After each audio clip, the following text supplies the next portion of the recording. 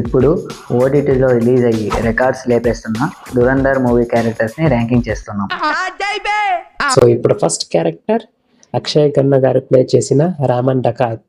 మావా ఈ క్యారెక్టర్ని గోట్లో పెట్టు, ఎందుకంటే అన్ని క్యారెక్టర్ని డామినేట్ చేసిన క్యారెక్టర్ రా ఇది. మావా నీకు ఏ సీన్ ఇష్టం రా రామన్ డకాత్ది? ఒకటి కాదు మావా, చాలా ఉన్నాయి. కానీ హైలైట్ అసెంబ్లీలో వాక్ చేసుకుంటూ వచ్చేసి అస్సలం అలైకుం లయరీ అని చెప్పినప్పుడు అలా లేస్తాయి మావా నరాలు. బ్లడీ వైలెంట్ క్యారెక్టర్ మావా అది. ఇప్పుడు నెక్స్ట్ క్యారెక్టర్ హీరోది ర్యాంక్ చేద్దాం, హంజా అలీ మజారి. మావా ఎలా అనిపించింది మావా నీకు ఈ క్యారెక్టర్? అక్షయ్ ఖన్నా తర్వాత నెక్స్ట్ లెవెల్ పర్ఫార్మెన్స్ చేసిన వాళ్ళు ఎవరంటే రణ్వీర్ సింగే. అసలు జీవించేశాడు రా ఆ క్యారెక్టర్ లో. అవును మావా, ఎమోషనల్ సీక్వెన్స్ ఉంటుంది బాంబే తాజ్ హోటల్ బ్లాస్టింగ్ టైంలో, అది అయితే నెక్స్ట్ లెవెల్ యాక్టింగ్ మావా. ఈ క్యారెక్టర్ని కూడా గోట్లో పెట్టేసాయి. రియల్ లైఫ్ స్టోరీకి వస్తే దూల వేషాలు ఎక్కువ మావా మనోడికి, కానీ సినిమాలో యాక్టింగ్ బాగానే చేస్తాడు. ఒరే మావా సినిమాకి రియల్ లైఫ్ కి కంపేర్ చెయ్యకరా.